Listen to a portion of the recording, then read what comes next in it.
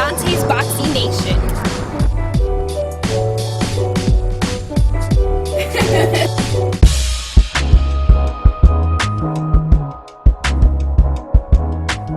Abel got on said some crazy stuff about me.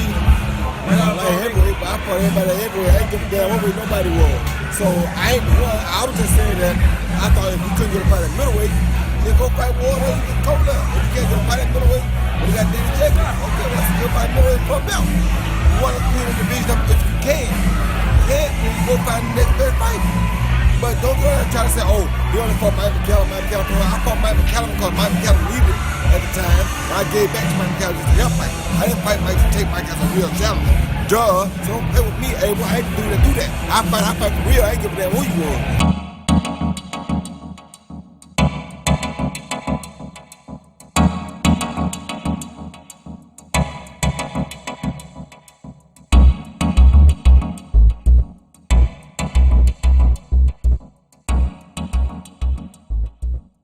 Dante's Boxing Nation, what's going on, guys? So that right there was a clip or an interview that Roy Jones did with my man Hustle Boss. Shout out to Hustle Boss. I'll go ahead and put the link in the description box so you guys can watch the entire interview on Hustle Boss's channel.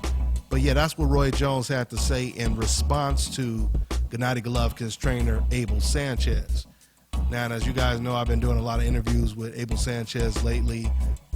On one of the recent interviews I did with Abel Sanchez, I asked him the question. I said, why do you think so many professional boxers and trainers are imploring Gennady Golovkin to either move up in weight or move up in weight and face the winner of Kovalev versus Ward, et cetera, et cetera?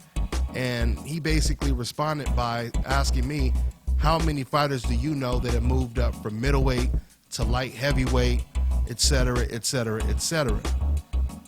And Roy Jones' name got mentioned or brought up because Roy Jones, he did just that.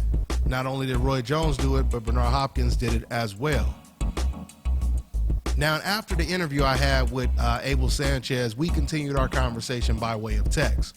And to further answer his question of how many middleweights do you know that have jumped up from middleweight to light heavyweight, I told him, I said, well, you know, Roy Jones and Bernard Hopkins, they both did it. Matter of fact, they both just recently said in interviews that, you know, they jumped up from middleweight to light heavyweight and fought tough competition, took risk.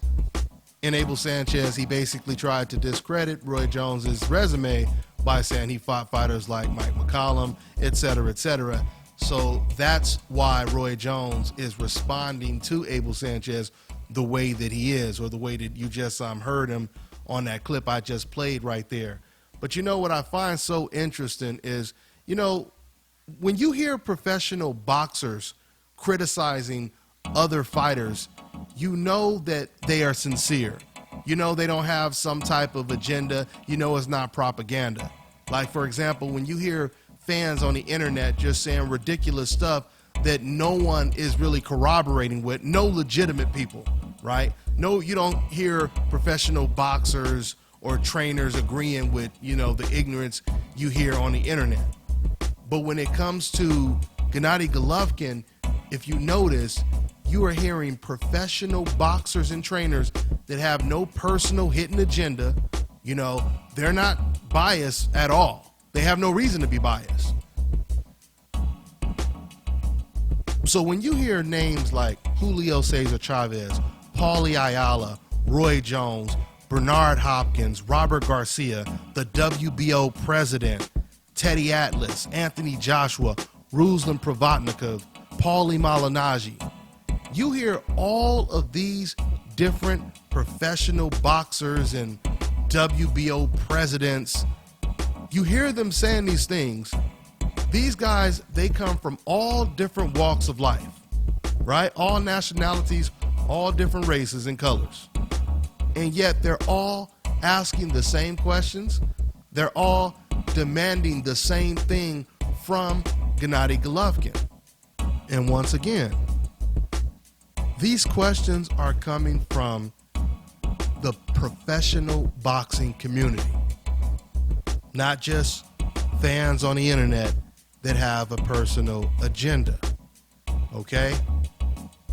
Now, we all know that right now, Gennady Golovkin, he's negotiating with Danny Jacobs, and that's a good move and a good look for Gennady Golovkin if he were to get that fight.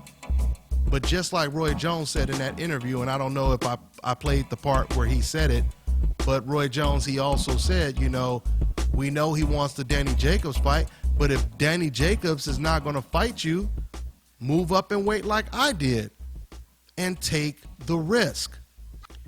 Now, what's really interesting is it was only about a year ago when Team Golovkin, they were saying we're willing to fight anyone from 154 to 168. But now, all of a sudden, it's like they have done a complete 180, because now when you hear Golovkin talk, he's very adamant about staying at 160. He says it all the time. He says there's no reason for me to move up. I can make 160 comfortably. And then Abel Sanchez, his trainer, just recently started saying it. He said there's no reason to go up to 168. There's no one to fight there. But we all know that that's not the case. We all know that's not the case, because you have James DeGale. Once again, I mean, if Gennady Golovkin can fight Kell Brook, who is from the UK, and Gennady Golovkin, Team Golovkin, they jumped at the opportunity to fight the welterweight champion, Kell Brook. If they can fight the welterweight champion from the UK, Kell Brook, why can't they fight the super middleweight champion from the UK, James DeGale? If they can't get fights like Danny Jacobs, Billy Joe Saunders, or even, let's just say, hypothetically, Golovkin does get those fights. Let's say he cleans out the middleweight division. What does he do next? You already said you could fight anyone from 154 to 168. So why don't you start the next chapter of your story at a different weight class, 168. Now, I understand there's going to be some fans that's going to say, hey, man, the guy, he wants to clean up the 160-pound division. Matter of fact, he wants to stay there. What's wrong with this guy just staying at the 168-pound division? And I'll tell you, just like I told Abel Sanchez, at the end of the day, there is nothing wrong with staying at 160 if you want to. I mean, there's nothing wrong with facing lesser competition if a fighter hypothetically wants to do that for the rest of his career. But what it really comes down to is, how does a fighter want to be remembered? How do you want your legacy to look when you retire? Do you want to be remembered knocking out David Lemieux, or do you want to be remembered knocking out or beating James DeGale, Ward Kovalev winner, pound for pound, top 5, top 3 fighters? Or do you want to be remembered beating guys that weren't even in the pound for pound top 10? At the end of the day, you could fight whoever you want to fight. You could fight the weakest tomato can, or you could fight the pound for pound best fighter in the world. It's up to you. It comes down to how you want to be remembered. If Gennady Golovkin were to retire today at age 34, what wins would you say makes Gennady Golovkin one of the greatest fighters in the last 25 years? What defining wins would you say compares Golovkin to fighters like Marvin Hagler, Sugar Ray Leonard, Bernard Hopkins? Which wins would it be? Right? So that's the question at the end of the day. And, you know, I truly believe that Gennady Golovkin, eventually, he is going to face these guys. I think Danny Jacobs is a step in the right direction. Even Billy Joe Saunders, unifying those belts. I mean, those are not pound for pound champions, but it's a step in the right direction. I think if Gennady Golovkin really wants to be considered one of the greats, he would have to do that. He would have to clean out the middleweight division and then move up in weight and clean up the super middleweight division, because that's what people really want to see. We know that Gennady Golovkin is the strongest fighter at 160, hands down.